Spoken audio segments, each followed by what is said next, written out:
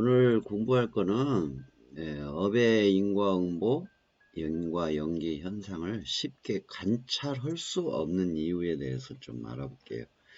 그래, 업의 인과응보, 업의 인과연기 현상을 쉽게 관찰할 수 없는 이유. 왜 관찰을 못할까?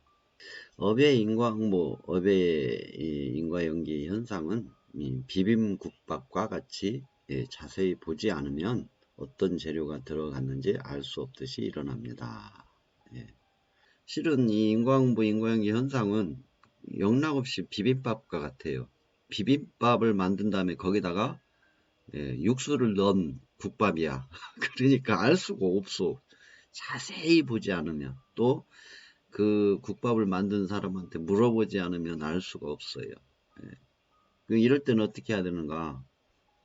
내가 어떤 업을 지었는지 그걸 되돌아보는 거예요.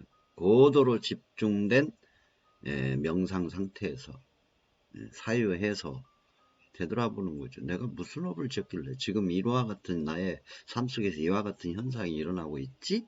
라고 통찰해 가는 것이죠. 역으로.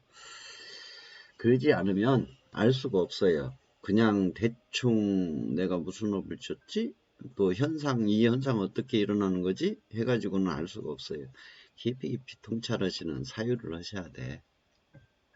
업의 인과응보, 인과연기 현상은 어떤 그림으로 비유를 한다면 여러 원색을 혼합한 색상으로 특정한 계열 색상의 현상으로 나타나는 것과 같아서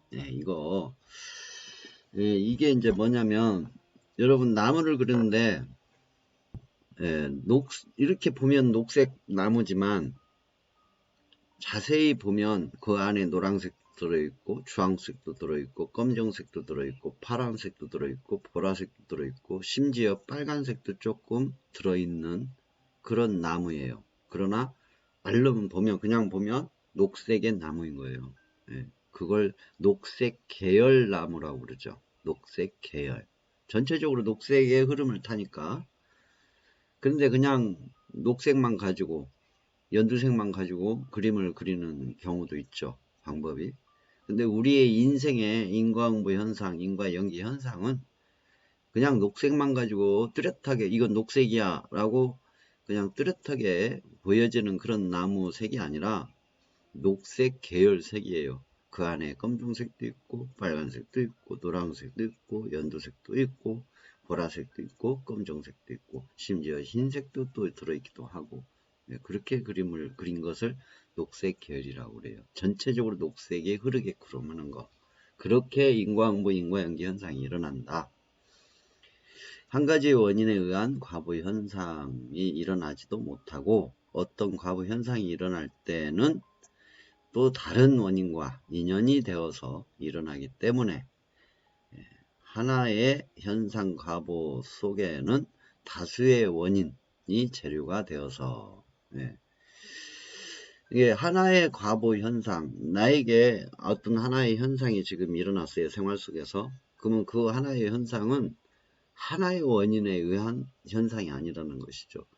하나의 원인과 많은 원인이 섞여가지고 일어난다는 얘기죠. 단, 아까 얘기한 것처럼 녹색 계열의 나무인 것처럼 특정한 과보 현상으로 두드러지게 나타난다 이거죠. 내가 다쳤어요.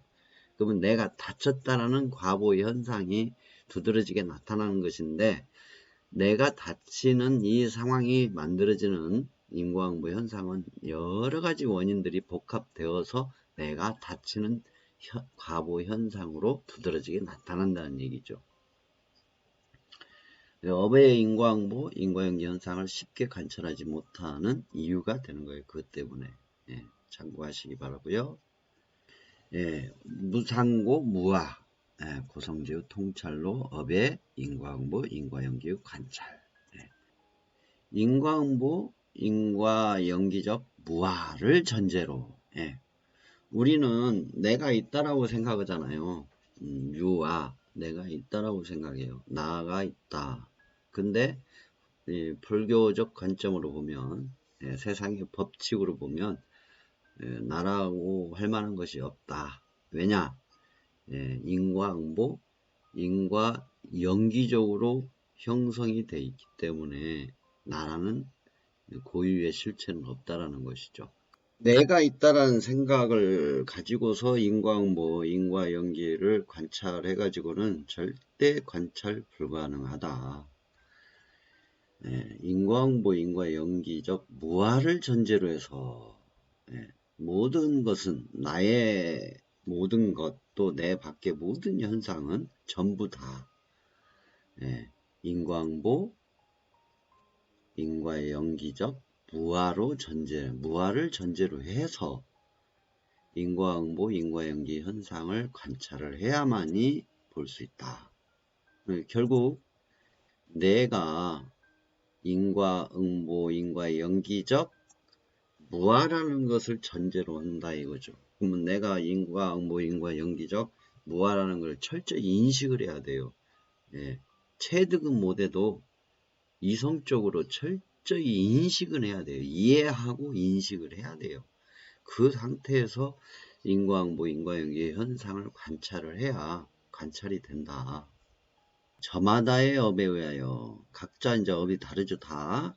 저마다의 업에 의하여 인과응보, 인과연기의 삶의 현상이 일어나게 되며 그 현상에 따라 몸과 마음이 움직이고 일어나기 때문에 자 인과응보, 인과연기 현상에 따라서 내 몸을 움직이고 내 마음이 일어나고 그러고 있다는 얘기예요. 내가 생각하고 내가 행동하는 모든 것이 인과응보, 인과연기의 현상이다. 즉 그 업의 현상이다 이거죠. 그래서 내가 인과응보, 인과연기 현상에 따라서 생각하고 행동을 하는 것은 업에 끌려가는 존재다 이거죠. 업에 끌려가는 존재. 자기 자신의 자유의지가 없으며 자아의 정체성 또한 착각의 자아일 뿐임을 철저히 이해하고 알아차려서 무아의 입장에서 오직 인과응보, 인과연기 현상을 관찰하면 볼 수 있게 된다. 근데 이 볼 수 있는 능력 정도가 무아의 입장 정도에 따라 인과응보, 인과연기 현상의 관찰 능력 정도가 됩니다. 즉 뭐냐면 내가 인과응보, 그러니까 업의 인과응보, 인과연기 현상의 존재로서 무아임을 인식하고 이해하고 인식하고 받아들인 정도에 따라서 인과응보나 인과연기 현상을 관찰할 수 있는 능력이 차이가 난다 그 얘기예요. 공부 끝입니다. 이제 요놈 가지고 깊이 좀 생각하셔가지고 내 과거에 행한 행동과 말과 생각으로 만든 것을 원인으로 한 인과응보, 인과연기 현상에 끌려가는 존재, 무아이다. 그 입장에서 인과응보, 인과연기 현상들을 관찰하면 관찰이 가능해진다. 참고하시기 바랍니다. 오늘 수업 끝. 이걸로 끝내겠습니다.